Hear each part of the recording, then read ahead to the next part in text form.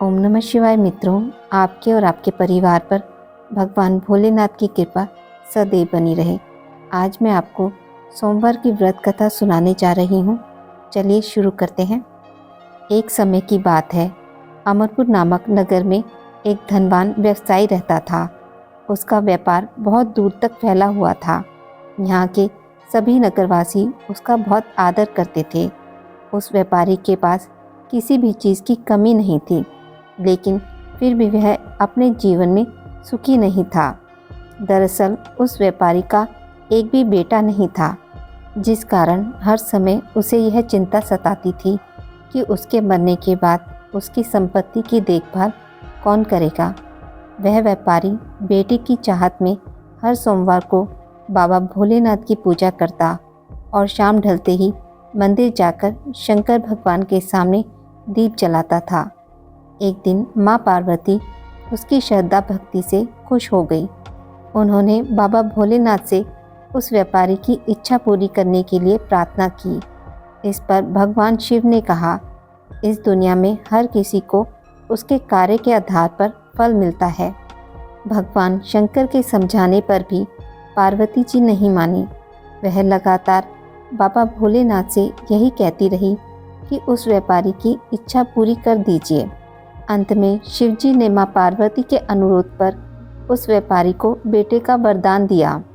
आशीर्वाद देने के बाद भगवान शंकर ने पार्वती माता से कहा, मैंने आपके अनुरोध पर उस व्यापारी को बेटे की प्राप्ति का आशीर्वाद तो दे दिया, लेकिन उसका बेटा केवल 16 साल की उम्र तक ही जीवित रहेगा। यही बात भगवान शिव ने उस व्यापारी के सपने में जाकर उसे भी बताई। वरदान पाकर व्यापारी प्रसन्न था, लेकिन बेटे की उम्र 16 साल ही होगी सोचकर फिर दुखी हो गया। वह पहले की तरह फिर से हर सोमवार को भगवान शंकर की पूजा करने लगा। कुछ महीने बीतने के बाद उसके घर में एक बच्चे ने जन्म लिया जो बहुत सुंदर था। उसका नाम अमर रखा गया। बेटे के जन्म के साथ ही व्यापारी के घर में खुशियां छा गई। बेटे के जन्म की खुशी में एक समारोह भी आयोजन किया गया। इस जश्न के माहौल में व्यापारी अभी भी दुखी था। हर समय उसे यही डर लगता रहता था कि उसका बेटा अधिक दिनों तक जीवित नहीं रहेगा। धीरे धीरे समय बीतता गया। उसका बेटा अमर 12 साल का हो गया। एक दिन व्यापारी ने अपने बेटे को अपनी पत्नी के भाई दीपचंद के साथ पढ़ाई के लिए बनारस भेज दिया। वाराणसी जाते समय रास्ते में जहाँ भी अमर और दीपचंद आराम करने के लिए रुकते, वहाँ वो यज्ञ और ब्राह्मणों के लिए भोजन की व्यवस्था करते जाते थे। कुछ दूर जाने के बाद अमर और दीपचंद एक नगरी में पहुँचे। यह नगर के महाराज की बेटी चंद्रिका की शादी थी, जिसके लिए पूरे नगर को दुल्हन की तरह सजाया गया था। ठीक उसी समय बारात भी आ गई। इस समय लड़के का पिता परेशान था, क्योंकि उसके बेटे की एक आंख खराब थी। उन्हें डर था कि अगर लड़की वालों को यह बात पता चल गई तो वह शादी तोड़ देंगे। तभी उसकी नज़र अमर और दीपचंद पर पड़ी। लड़के के पिता के मन में तुरंत यह ख्याल आया कि क्यों ना अमर को ही दूल्हा बनाकर शादी के मंडप में बिठा दिया जाए। एक बार जब उसका विवाह राजकुमारी से हो जाएगा तो फिर उसके बाद उसे कुछ पैसे देकर वहां से विदा कर देंगे। फिर राजकुमारी और अपने बेटे को अपने घर ले आएंगे। लड़के के पिता ने बिना देरी के दीपचंद से इस बारे में बात की और धन का प्रस्ताव रखा। दीपचंद ने पैसों के लालच में आकर तुरंत हाँ बोल दिया और अमर को दूल्हा बनाकर मंडप में बिठा दिया। यहाँ राजा ने राजकुमारी का कन्यादान कर विवाह संपन्न कराया और बहुत सारी संपत्ति के साथ अपनी बेटी को विदा किया। शादी के बाद जब अमर वहाँ से लौट रहा था तो उसे लगा कि झूठ बोलना सही नहीं है और उसने राजकुमारी चंद्रिका के दुपट्टे पर सारी सच्चाई लिख दी। अमर ने लिखा, प्रिय राजकुमारी चंद्रिका, तुम्हारे साथ छल हुआ है। तुम्हारा विवाह मेरे साथ कराया गया। मैं एक व्यापारी का पुत्र हूँ और फिलहाल पढ़ाई के लिए वाराणसी जा रहा हूँ। तुम्हारी शादी जिससे तय हुई थी उसकी एक आंख खराब है। राजकुमारी ने यह सच जानने के बाद उस लड़के के साथ जाने से इनकार कर दिया और अपने पिता के साथ ही रहने लगी। उधर अमर वाराणसी के गुरुकुल में पहुंचकर पढ़ाई करने लगा। धीरे धीरे समय बीतता गया और अमर 16 साल का हो गया। इस दौरान उसने एक महायज्ञ का आयोजन किया। यज्ञ समाप्त होने के बाद अमर ने सभी ब्राह्मणों को खाना खिलाया और उन्हें कपड़े दिए। सारे काम खत्म करने के बाद अमर रात में अपने कमरे में सोने चला गया। भगवान शंकर के वरदान के मुताबिक उसी रात अमर के प्राण चले गए। अगली सुबह जब दीपचंद उसके कमरे में पहुंचा तो उसने देखा कि अमर जीवित नहीं है। वह ज़ोर ज़ोर से रोने लगा। उसके रोने की आवाज़ सुनकर आसपास के सभी लोग इकट्ठा हो गए और अपना दुख जताने लगे। दीपचंद के रोने की आवाज़ भगवान शंकर और माँ पार्वती के कानों तक भी पहुंची। यह सुन माता पार्वती ने कहा, हे स्वामी, मैं दीपचंद के रोने की इस आवाज़ को बर्दाश्त नहीं कर पा रही हूँ। कृपया करके इसके दुख को दूर करें। पार्वती जी की बात सुनकर बाबा भोलेनाथ अमर के पास पहुँचे।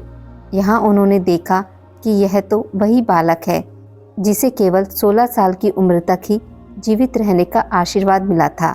इसके बाद भगवान शिव सीधे माँ पार्वती के पास पहुँचे और कहा, हे गौरी, मरने वाला बालक उसी व्यापारी का पुत्र है। इसने अपनी उम्र पूरी कर ली है। यह सुन माता पार्वती ने भगवान शिव से एक बार फिर से आग्रह किया। उन्होंने कहा, स्वामी, आप कृपा करके इस बालक को दोबारा जीवित कर दें। इसे मृत देख इसके माता पिता भी अपने प्राण त्याग देंगे। माता पार्वती ने बाबा भोलेनाथ को याद दिलाया कि अमर के पिता उनके सबसे बड़े भक्त हैं। कई सालों से वे हर सोमवार को उनकी पूजा करते आ रहे हैं।